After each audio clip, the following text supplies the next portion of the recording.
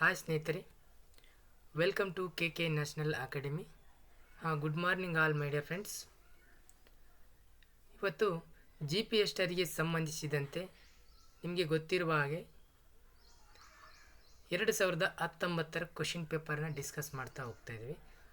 ಇಲ್ಲಿ ಹೆಂಗಂದರೆ ಪ್ರಶ್ನೆಗಳ ಆನ್ಸರು ವಿಶ್ಲೇಷಣೆ ಸಹಿತ ಅಂದರೆ ವಿವರಣಾತ್ಮಕವಾಗಿ ನಾವು ಡಿಸ್ಕಸ್ ಮಾಡ್ತಾ ಹೋಗ್ತಾಯಿದ್ದೇವೆ ಸ್ನೇಹಿತರೆ. ಯಾವುದೇ ಸಬ್ಜೆಕ್ಟ್ ತೊಗೊಳ್ಳಿ, ಸೋಷಿಯಲ್ ತಗೊಳ್ಳಿ, ಇಂಗ್ಲೀಷ್ ತೊಗೊಳ್ಳಿ, ಅದೇ ರೀತಿಯಾಗಿ ನೀವು ಸೈನ್ಸ್ ಮ್ಯಾಥ್ಸ್ ತೊಗೊಳ್ಳಿ, ಇಲ್ಲಿ ಕಂಪಲ್ಸರಿ ಏನಕ್ಕಂತಂದರೆ 1 to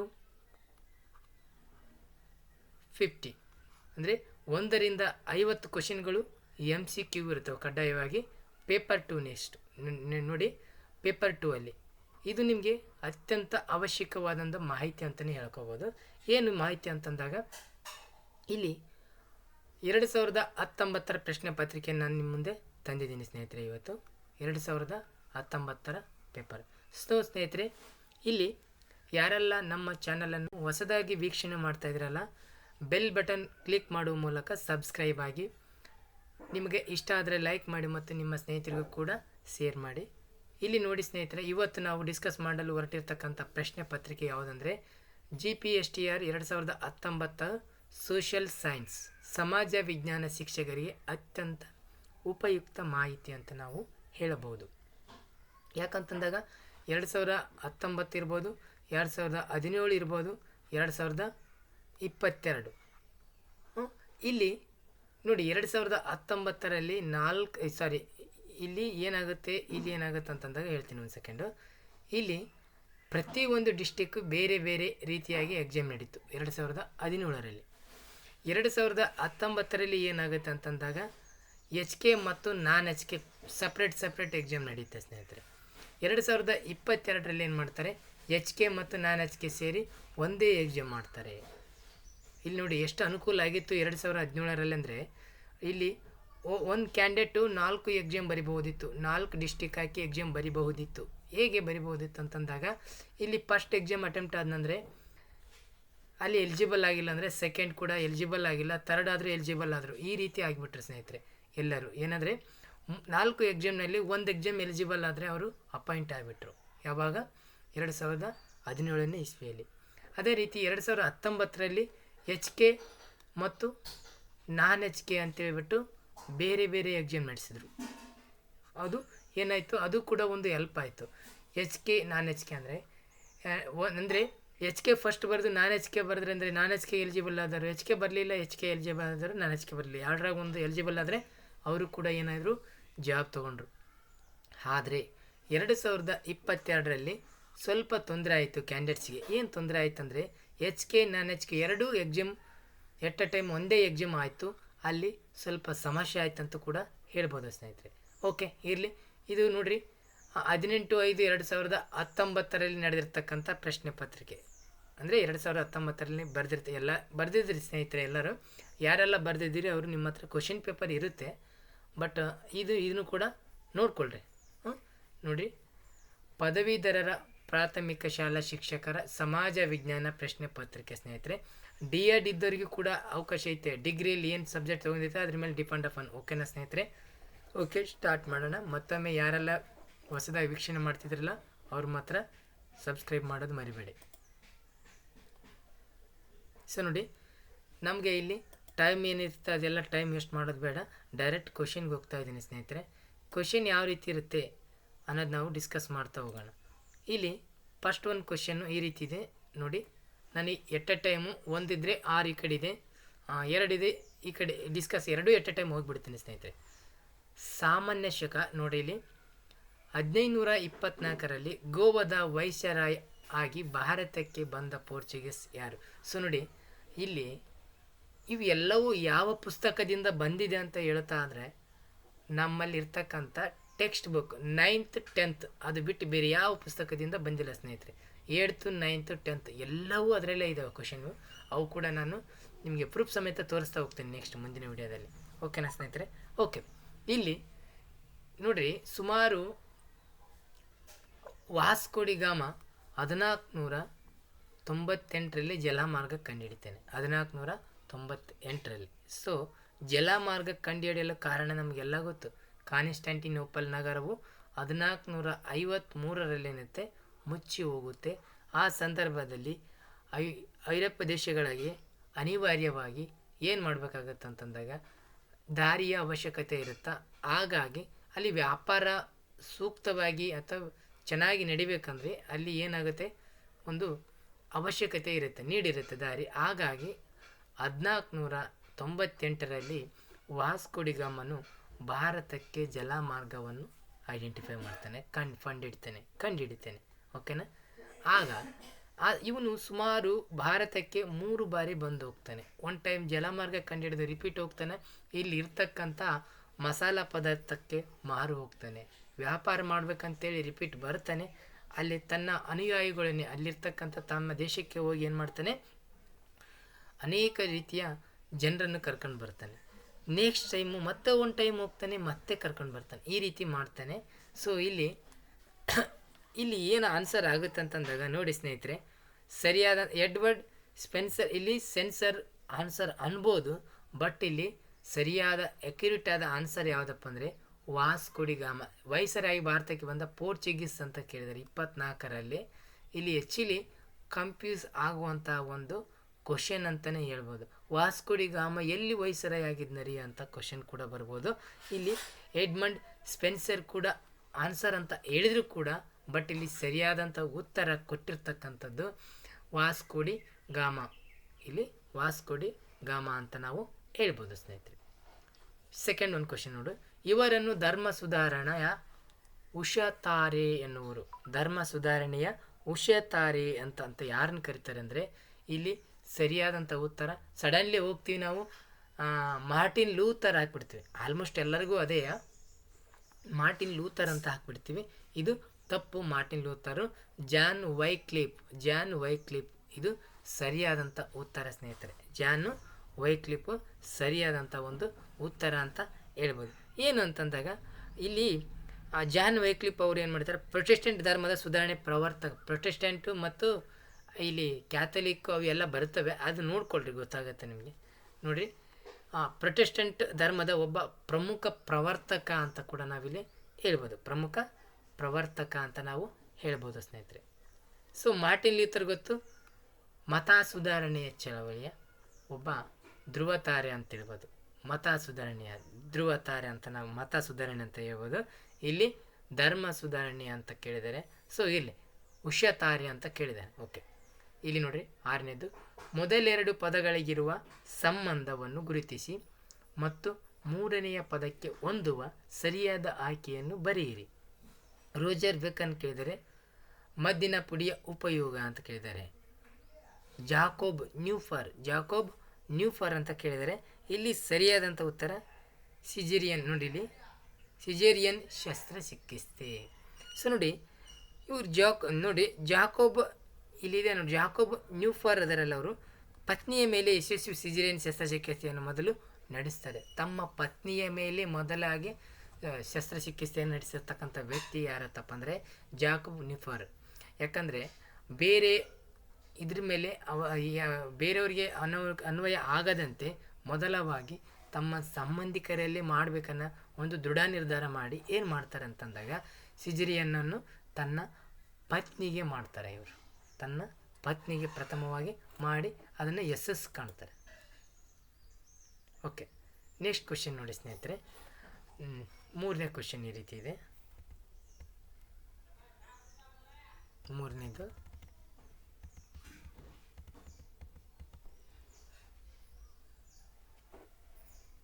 ಓಕೆ,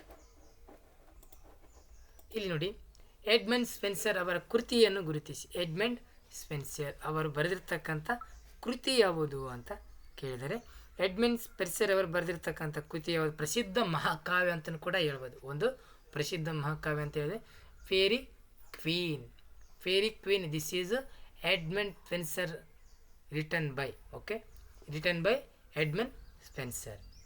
ಇಲ್ಲಿ ಎಡ್ಮಂಡ್ ಸ್ಪೆನ್ಸರ್ ಅವರು ಬರೆದಿರ್ತಕ್ಕಂಥ ಒಂದು ಎಪಿಕ್ ಮಹಾಕಾವ್ಯ ಅಂತ ನಾವು ಇಲ್ಲಿ ಕರಿಬಹುದಾಗಿದೆ ಸ್ನೇಹಿತರೆ. ಓಕೆನಾ.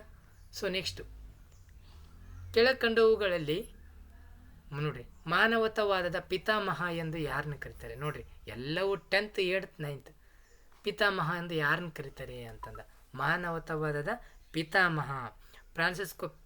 ನೋಡಿ ಇಲ್ಲಿ ಹೇಳ್ತಾರೆ ಪೆಟ್ರಾರ್ಕ್, ಫ್ರಾನ್ಸಿಸ್ಕೋ ಪೆಟ್ರಾರ್ಕ್ ಅವರನ್ನು ಪುನರ್ಜೀವನ ಕಾಲದ ಮಾನವತಾವಾದ ಪುನರ್ಜೀವನ ಕಾಲದ ಪಿತಾಮಹ, ಪುನರ್ಜೀವನದ ಪಿತಾಮಹ ಅಂತ ಕರಿಬೋದು.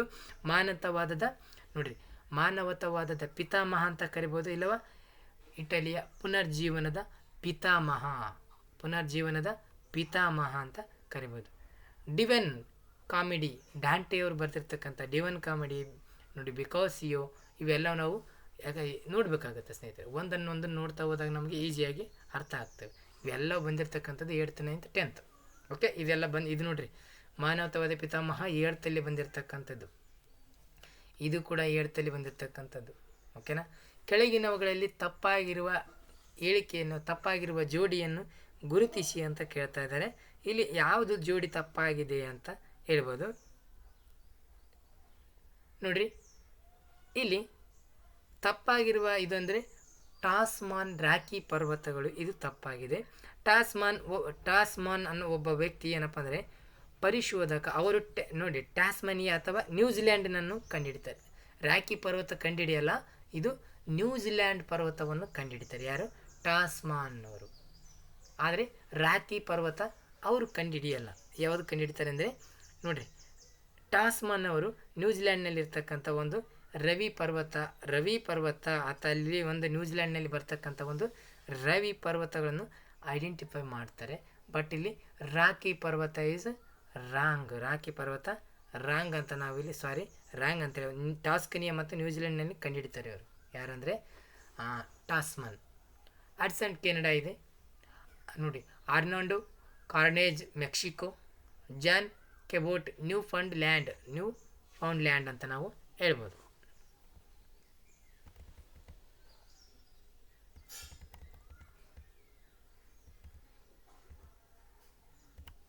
ಓಕೆ, ಕ್ವಶನ್ ನಂಬರ್ 5 ಇದೆ. ಫಸ್ಟ್ 5 ನೋಡೋಣ. ನೋಡಿ ಫರ್ಡಿನೆಂಟ್ ಮೆಗಲನ್ ಮರಣದ ನಂತರ ನೋಡಿ ಮೊದಲ ಏನಪ್ಪ ಅಂತಂದಾಗ ಇಡೀ ಜಗತ್ತನ್ನೇ ರೌಂಡ್ ಹಾಕಿರ್ತಕ್ಕಂಥ ಹಡಗಿನ ಹೆಸರು ಅಂತ ಕೇಳಿದಾಗ ವಿಕ್ಟೋರಿಯಾ ಅಂತ ಕರಿತೀವಿ. ಆ ವಿಕ್ಟೋರಿಯನ್ನು ಮುಂದಾಳತ್ವ ವಹಿಸ್ಕೊಂಡ ನಾಯಕ ಯಾರಂದರೆ ಫರ್ಡಿನೆಂಟ್ ಮೆಗಲನ್ ಅಂತ ಗೊತ್ತು ನಮಗೆ. ನೋಡಿ ಫರ್ಡಿನೆಂಟ್ ಮೆಗಲನ್ ಇದಾರಲ್ಲ, ಅವರು ಮರಣದ ನಂತರ ನೋಡಿ ಜಗತ್ತನ್ನು ಮೊದಲ ಬಾರಿಗೆ ರೌಂಡ್ ಹಾಕಿರ್ತಕ್ಕಂಥ ಒಂದು ಹಡಗಿನ ಹೆಸರು ಯಾವುದಂದರೆ ವಿಕ್ಟೋರಿಯಾ ಹಡಗು ಅಂತ ಗೊತ್ತು ನಮಗೆ. ಆದರೆ ಆ ವಿಕ್ಟೋರ್ ಹಡಗಿನ ನಾಯಕತ್ವ ವಹಿಸ್ಕೊಂಡರು ಯಾರು? ಫರ್ಡಿನೆಂಟ್ ಮೆಗಲನ್ ಅಂತ ಗೊತ್ತಾಯಿತು. ಆದರೆ ಆ ಹಡಗಿನ ಅವನ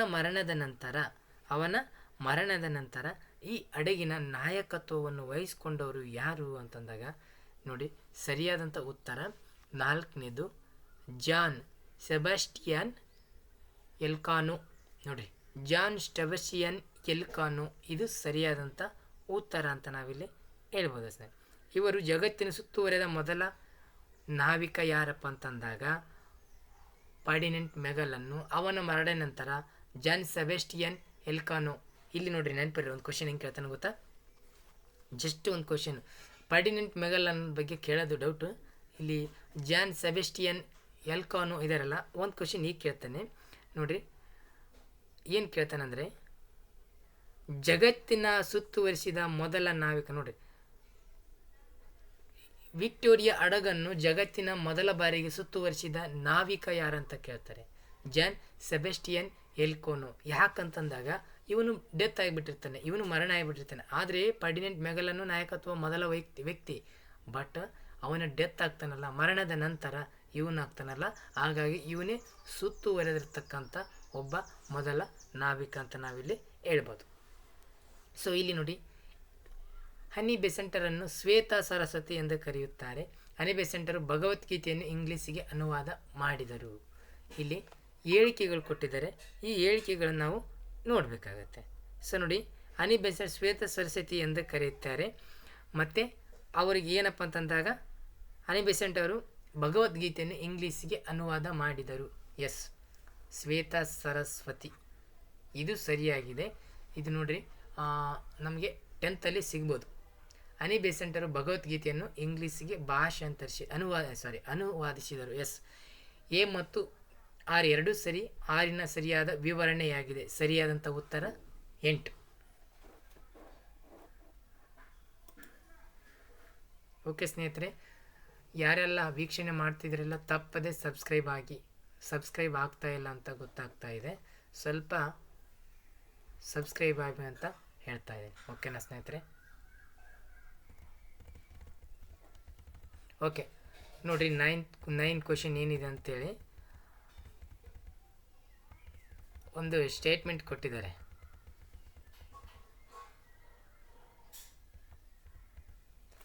ಏನು ಸ್ಟೇಟ್ಮೆಂಟ್ ಕೊಟ್ಟಿದ್ದಾರೆ ನೋಡಿ.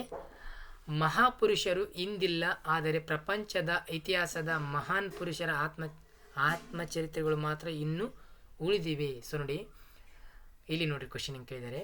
ಮಹಾಪುರುಷರು ಇಂದಿಲ್ಲ, ಅವರಿಲ್ಲ, ಆದರೆ ಪ್ರಪಂಚದ ಇತಿಹಾಸ ಮತ್ತು ಮಹಾನ್ ಪುರುಷರ ಆತ್ಮಚರಿತ್ರೆಗಳು ಮಾತ್ರ ಇನ್ನೂ ಉಳಿದಿವೆ. ಸೊ ನೋಡಿ, ಕ್ವಶನ್ ಸರಿಯಾಗಿ ಅರ್ಥ ಮಾಡ್ಕೋಬೇಕು. 2 ಸರಿ ಓದಬೇಕು ಸ್ನೇಹಿತರೆ.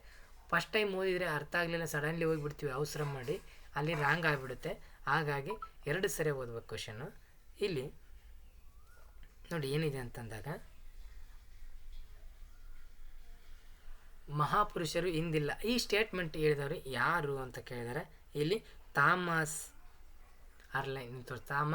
ಅರ್ಲೈಲ್ ಇವರು ಇತಿಹಾಸ ಎಂದರೆ ಮಹಾನ್ ವ್ಯಕ್ತಿಗಳ ಚರಿತ್ರೆ ಎಂದು, ಇತಿಹಾಸ ಎಂದರೆ ಮಹಾನ್ ವ್ಯಕ್ತಿಗಳ ಚರಿತ್ರೆ ಅಂತ ಹೇಳ್ತಾರೆ. ಇತಿಹಾಸ ಎಂದರೆ ಮಹಾನ್ ವ್ಯಕ್ತಿಗಳ ಚರಿತ್ರೆ ಅಂತ ಹೇಳ್ಬಿಟ್ಟು ತಮ್ಮ ಹೇಳಿಕೆಯನ್ನು ನೀಡ್ತಾರೆ. ಓಕೆನಾ? ಸೊ ನೆಕ್ಸ್ಟ್ ನೋಡಿ,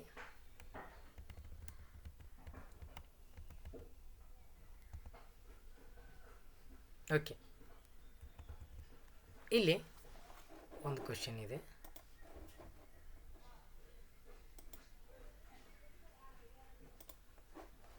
ಹನ್ನೆರಡನೇದು ಕ್ವಶನ್ ಏನಿದೆ ನೋಡಿ. ಕೋಮುವಾದವು ಜನರನ್ನು ಧರ್ಮಧಾರಿಯುತವಾಗಿ ವಿಂಗಡಿಸುತ್ತದೆ. ಪ್ರತಿಪಾದನೆ ಸ್ಟೇಟ್ಮೆಂಟ್ ಕೊಟ್ಟಿದ್ದಾರೆ ನೋಡಿ, 2 ಸ್ಟೇಟ್ಮೆಂಟ್ ಕೊಟ್ಟಿದ್ದಾರೆ. ಒಂದನೇದು, ಕೋಮುವಾದವು ಜನರನ್ನು ಧರ್ಮಧಾರಿತವಾಗಿ ವಿಂಗಡಿಸುತ್ತದೆ. ಪ್ರತಿಪಾದನೆ ಆರ್. ಏಕರೂಪ ನಾಗರಿಕ ಸಂಹಿತೆ ನೋಡಿ, ನಾಗರಿಕರಲ್ಲಿ ಸಮಾನತೆ, ಜಾತ್ಯತೀತ ಮೌಲ್ಯಗಳನ್ನು ಸಮಾಜದಲ್ಲಿ ಬೆಂಬಲಿಸುವುದನ್ನು ಕೋಮುವಾದಕ್ಕೆ ಪರಿಹಾರವಾಗಿದೆ. ಇಲ್ಲಿ ಸರಿಯಾದ ಉತ್ತರ ಏನು ಅಂತ ಕೇಳ್ತಾ ಇದ್ದಾರೆ ಸ್ನೇಹಿತರೆ. ಇಲ್ಲಿ ನೋಡಿ, ಇಲ್ಲಿ ವಿವರಣೆ ಇಲ್ಲಿ ಹೆಂಗಿದೆ ಅಂದರೆ, ಸರಿ 12 ಅಲ್ವಾ,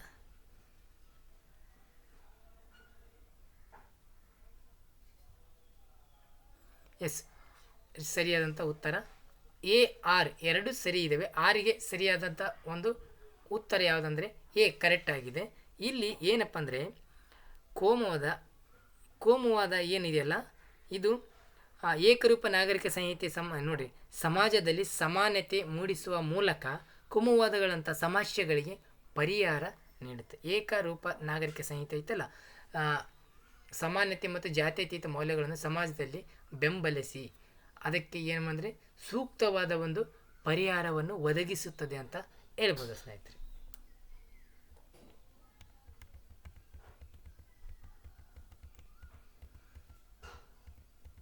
ನೆಕ್ಸ್ಟ್, ಮೊದಲೆರಡು ಪದಗಳಿಗಿರುವ ಸಂಬಂಧವನ್ನು ಗುರುತಿಸಿ ಮೂರನೆಯ ಪದಕ್ಕೆ ಸರಿಯಾದ ಉತ್ತರವನ್ನು ಆರಿಸಿ ಬರೆಯಿರಿ. ಇಲ್ಲಿ ನೋಡಿ ಕ್ವಶನ್ ನಂಬರ್ 10 ಹೆಂಗೆ ಕೊಟ್ಟಿದ್ದಾನೆ ಅಂತಂದಾಗ, ಮೊದಲೆರಡು ಪದಗಳಿಗಿರುವ ಸಂಬಂಧವನ್ನು ಗುರುತಿಸಿ ಮೂರನೆಯ ಪದಕ್ಕೆ ಸರಿಯಾದ ಉತ್ತರವನ್ನು ಗುರುತಿಸಿ ಅಥವಾ ಬರೆಯಿರಿ ಅಂತ ಕೇಳಿದರೆ ಅದು ನಾವು ನೋಡಬೇಕಾಗುತ್ತೆ ಸ್ನೇಹಿತರೆ. ನೋಡಿ ಲಿಯೋ ಟಾಲ್ಸ್ಟಾಯ್, ಅನ್ನ ಕರೆನ್ಶಿನಿನ, ಮ್ಯಾಕ್ಸಿಮ್ ಗಾರ್ಕಿ, ಲಿಯೋ ಟಾಲ್ಸ್ಟಾಯ್ ಅಲ್ಲಿ ಏನು ಮಾಡಿದ್ದಾರೆ ಅಂದರೆ ಸರಿಯಾದ ಹೊಂದಾಣಿಕೆಯನ್ನು ಬರೆಯಿರಿ ಅಂತ ಕೇಳಿದ್ದಾರೆ. ಅನ್ನ ಅಂತ ಕೊಟ್ಟಿದ್ದಾರೆ, ಕರೆನ್ಸಿನ ಡ್ಯಾಶ್ ಡ್ಯಾಶ್, ಮ್ಯಾಕ್ಸಿಮ್ ಗಾರ್ಕಿ ಅಂತ ಕೇಳಿದ್ದಾರೆ. ಇಲ್ಲಿ ಸರಿಯಾದಂಥ ಉತ್ತರ mother and children of the sun ಇಲ್ಲಿ ಸರಿಯಾದಂಥ ಉತ್ತರ ಅಂತ ಹೇಳ್ಬೋದು ಸ್ನೇಹಿತರೆ. ನೆಕ್ಸ್ಟು ಕ್ವಶನ್ ನೋಡಿ, ಭದ್ರತಾ ಸಮಿತಿಯನ್ನು ಈ ಕಾರಣಕ್ಕಾಗಿ ವಿಶ್ವಸಂಸ್ಥೆಯ ಸಚಿವ ಸಂಪುಟ ಎನ್ನಬಹುದು. 10th ಕ್ವಶನ್ಸ್ ನೋಡಿ, ಇದು 8th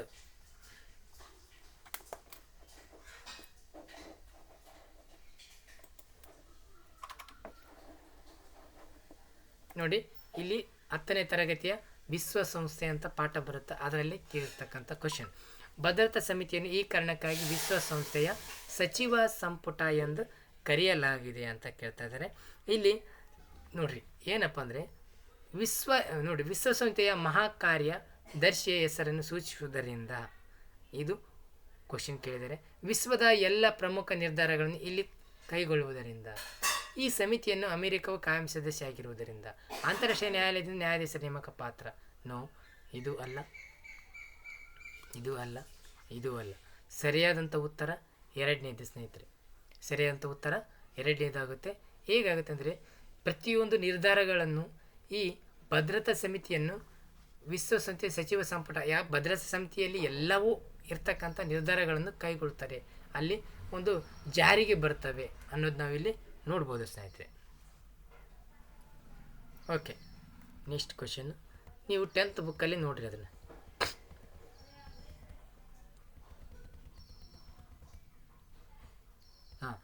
ಲಾರ್ಡ್ ವೆಲ್ಲೆಸ್ಲಿ ಬಗ್ಗೆ ಕೊಟ್ಟಿದ್ದಾರೆ ಅಲ್ಲಿ, ಅದು ಕೂಡ 10th ಸೆಕೆಂಡ್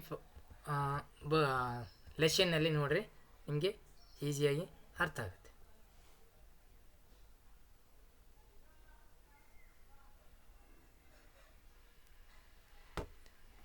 ನೋಡ್ರಿ ಇಲ್ಲಿ ಏನಾಗುತ್ತೆ ಅಂದರೆ, ಲಾರ್ಡ್ ವೆಲ್ಲೆಸ್ಲಿಯು ತನ್ನ ಹುದ್ದೆಗೆ ರಾಜೀನಾಮೆ ನೀಡಿ ಇಂಗ್ಲೆಂಡಿಗೆ ಮರಳುತ್ತಾನೆ. ವೆಲ್ಲೆಸ್ಲಿಯು ಯುದ್ಧ ಪ್ರಿಯ ನೀತಿ, ಕಂಪನಿಗೆ ಸಾಲದ ಹೊರೆ ಹೆಚ್ಚಾಯಿತು. ಇಲ್ಲಿ ನೋಡ್ರಿ, ಲಾರ್ಡ್ ವೆಲ್ಲೆಸ್ಲಿ ಸಹಾಯಕ ಸೈನ್ಯ ಪದ್ಧತಿಯನ್ನು ಜಾರಿಗೆ ತಂದವರು ಯಾರು ಅಂದರೆ ಲಾರ್ಡ್ ವೆಲ್ಲೆಸ್ಲಿ. ನೆನಪಿರಲಿ, ಸಹಾಯಕ ಸೈನ್ಯ ಪದ್ಧತಿಯನ್ನು ಜಾರಿಗೆ ತಂದವರು ಯಾರು? ಲಾರ್ಡ್ ವೆಲ್ಲೆಸ್ಲಿ ಅಂತ ನಾವು ಹೇಳ್ಬೋದು. ಯಾಕೆ ತರ್ತಾನೆ ಅನ್ನೋದು ಗೊತ್ತಿದೆ ನಿಮಗೆ. ಸೊ ಅದಾದ ನಂತರ ನೋಡಿ, ಲಾರ್ಡ್ ವೆಲ್ಲೆಸ್ಲಿಯು ಇಂಗ್ಲೆಂಡಿಗೆ ಮರಳ್ತಾನೆ. ಇದು ಪದೇ ಪದೇ ಯುದ್ಧ ಮಾಡೋದ್ರಿಂದ ಅವನಿಗೆ ಅನೇಕ ಯುದ್ಧ ಪ್ರಿಯನಾಗಿರ್ತಾನೆ. ಯುದ್ಧ ಮಾಡೋದ್ರಿಂದ ಏನಾಗುತ್ತೆ ಅಂತಂದಾಗ ಆರ್ಥಿಕ ಹೊರೆ ಜಾಸ್ತಿ ಆಗುತ್ತೆ. ಹಾಗಾಗಿ ಅವನು ಇಂಗ್ಲೆಂಡಿಗೆ ಹೋಗಿಬಿಡ್ತಾನೆ ರಾಜೀನಾಮೆ ಕೊಟ್ಟು. ವೆಲ್ಲೆಸ್ಲಿ ಯುದ್ಧ ಪ್ರಿಯ ನೀತಿಗಳಿಂದ ಕಂಪನಿಗೆ ಸಾಲದ ಅತಿ ಹೆಚ್ಚಿನ ಮಟ್ಟದಲ್ಲಿ ಸಾಲ ಹೊರೆ ಹೆಚ್ಚಾಗೋದ್ರಿಂದ ತನ್ನ ಪಾಡಿಗೆ ತಾನು ರಾಜೀನಾಮೆ ಕೊಟ್ಟು ಹೋಗಿಬಿಡ್ತಾನೆ. ಇದು ಸರಿ ಇದನ್ನೇ ಇಲ್ಲ ಅಂತ ಕೇಳ್ತಾ ಇದ್ದಾರೆ. ಇದು 10th ಎಷ್ಟು ಕ್ಲಿಯರಾಗಿ ಕೊಟ್ಟಿದ್ದಾರೆ ಅಂದರೆ ನೋಡ್ಕೊಳ್ರಿ ಆರಾಮಾಗಿ. ಓಕೆನಾ? ಎ ಮತ್ತು ಎರಡು ಸರಿ ಇದೆ. 6ನೇ ಏನೇ ಸರಿಯಾದ ವಿವರಣೆ ಕರೆಕ್ಟಾಗಿ ಇದೆ ಅಂತ ನಾವು ಹೇಳಬಹುದು.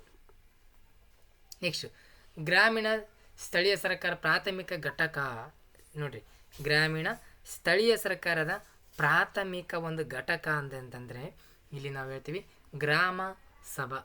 10th ಬುಕ್ಕಲ್ಲಿ 9th ಬುಕ್ಕಲ್ಲಿ ನೋಡಿರಿ, ಭಾರತೀಯ ಪಂಚಾಯತ್ ರಾಜ್ ವ್ಯವಸ್ಥೆಯಲ್ಲಿ ಅತ್ಯಂತ ಮೂಲಭೂತ ಮತ್ತು ಪ್ರಾಥಮಿಕ ಘಟಕ ಯಾವುದಪ್ಪ ಅಂದರೆ ಗ್ರಾಮ ಸಭಾ ಅಂತ ನಾವು ಹೇಳ್ಬೋದು ಸ್ನೇಹಿತರೆ. ಅತ್ಯಂತ ಸೂಕ್ತವಾದ ಆನ್ಸರ್ ಇದು, ಗ್ರಾಮ ಸಭಾ ಅಂತ ನಾವು ಇಲ್ಲಿ ಹೇಳ್ಬೋದು ಸ್ನೇಹಿತರೆ.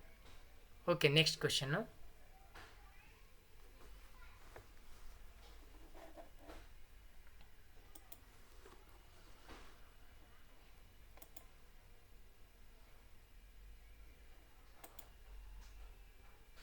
ನೋಡಿ, ಒಂದು ಕ್ವಶನ್ ಕೇಳಿದ್ದಾರೆ ಇಲ್ಲಿ.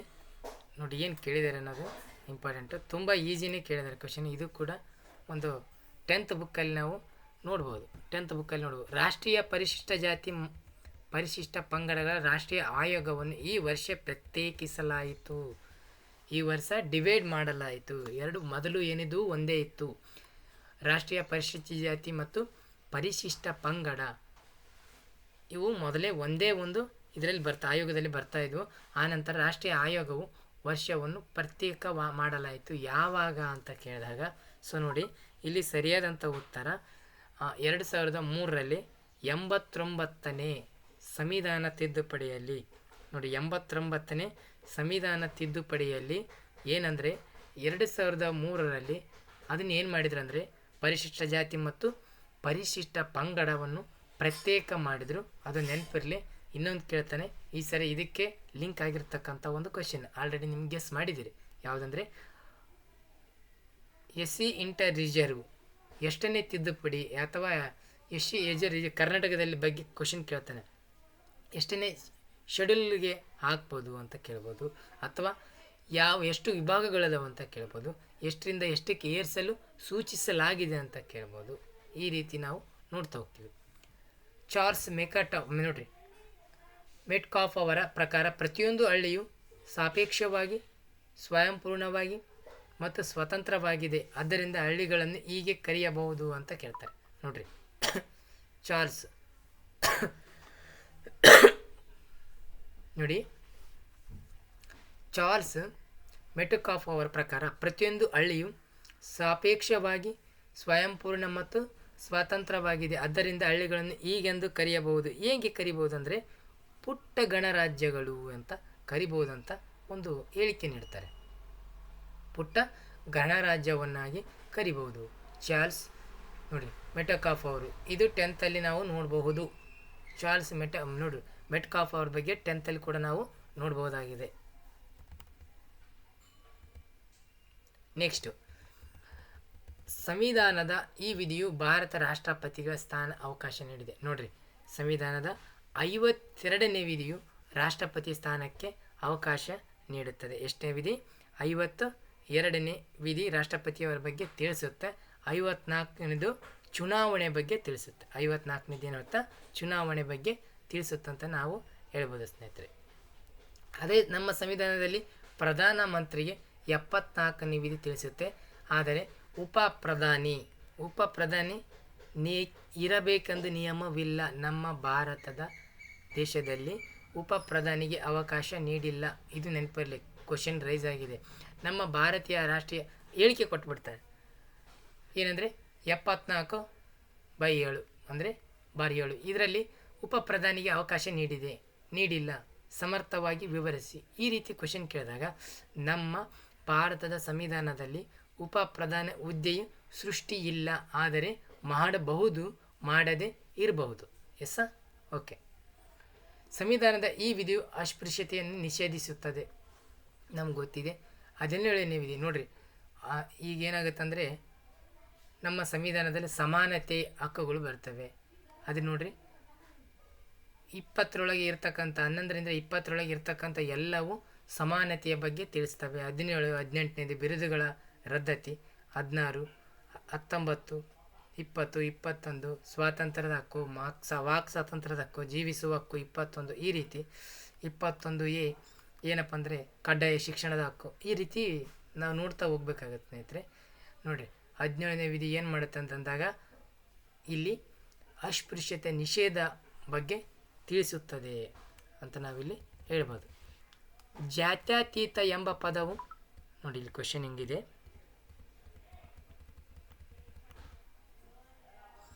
ಪ್ರತಿಯೊಂದು ನಾವು ಎಕ್ಸ್ಪ್ಲೈನ್ ಮಾಡ್ತಾ ಹೋದಾಗ ಅರ್ಥ ಆಗುತ್ತೆ, ಯಾವ ಪುಸ್ತಕದಿಂದ ಬಂದಿದೆ ಅಂತ ನಾವು ಅಬ್ಸರ್ವ್ ಮಾಡಬೇಕಾಗತ್ತೆ ಸ್ನೇಹಿತರೆ. ಇಲ್ಲಿ ನೋಡಿ, ಜಾತ್ಯತೀತ ಎಂಬ ಪದವನ್ನು ಸಂವಿಧಾನಕ್ಕೆ ಈ ತಿದ್ದುಪಡಿಯ ಮೂಲಕ ಸೇರಿಸಲಾಯಿತು. 42ನೇ ತಿದ್ದುಪಡಿಯ ಮೂಲಕ ಸೇರಿಸಲಾಯಿತು. ಹಾಗಾದರೆ ಯಾವಾಗ ಅಂತ ಕೇಳಿದರೆ 1976ರಲ್ಲಿ 42ನೇ ತಿದ್ದುಪಡಿ ಮೂಲಕ ಏನು ಮಾಡ್ತಂತಂದಾಗ ಈ ಜಾತ್ಯತೀತ ಎಂಬ ಪದವನ್ನು ಸಂವಿಧಾನಕ್ಕೆ ಸೇರಿಸಿಕೊಳ್ಳಲಾಯಿತು. ನೆಕ್ಸ್ಟು 21 ನೋಡ್ರಿ, ಪ್ರಪಂಚದ ಮೊದಲ ಷೇರು ಮಾರುಕಟ್ಟೆ ಸ್ಥಾಪಿತವಾಗಿದ್ದು ಎಲ್ಲಿ? ಪ್ರಪಂಚದ ಮೊದಲ ಷೇರು ಮಾರುಕಟ್ಟೆ ಸ್ಥಾಪಿತವಾಗಿದ್ದು ಎಲ್ಲಿ ಅಂತ ಕೇಳಿದ್ರೆ ಲಂಡನ್. ಎಲ್ಲಿ ಅಂದ್ರೆ ಲಂಡನ್ ಅಂತ ನಾವಿಲ್ಲಿ ಹೇಳ್ಬೋದು.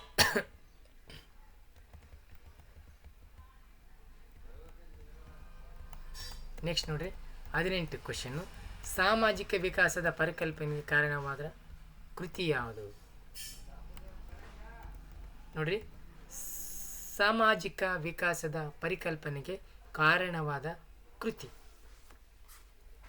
ಇಲ್ಲಿ ಸರಿಯಾದಂಥ ಉತ್ತರ ನೋಡ್ರಿ, ಒಂದು ಕ್ವಶನ್ ಯಾವ ರೀತಿ ಕೇಳಿದಾರೆ ಅಂದರೆ ಇಂಪಾರ್ಟೆಂಟ್.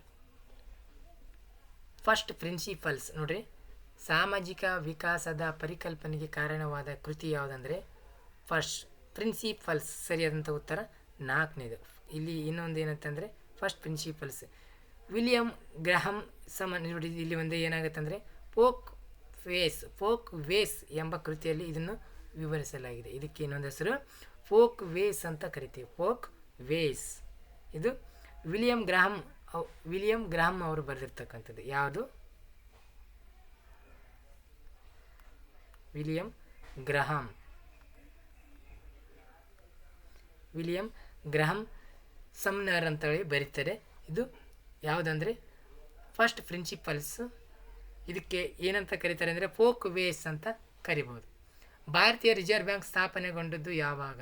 ಸೊ ನೋಡಿ, ಭಾರತೀಯ ಒಂದು ರಿಸರ್ವ್ ಬ್ಯಾಂಕ್ ಸ್ಥಾಪನೆಯಾಗಿದ್ದು ಯಾವಾಗ ಅಂತ ಕೇಳಿದಾಗ, ಸೊ ಇಲ್ಲಿ ಸರಿಯಾದಂಥ ಉತ್ತರ ಯಾವುದಪ್ಪ ಅಂತಂದಾಗ ಮೂರನೇದು ಏಪ್ರಿಲ್ 1, 1935.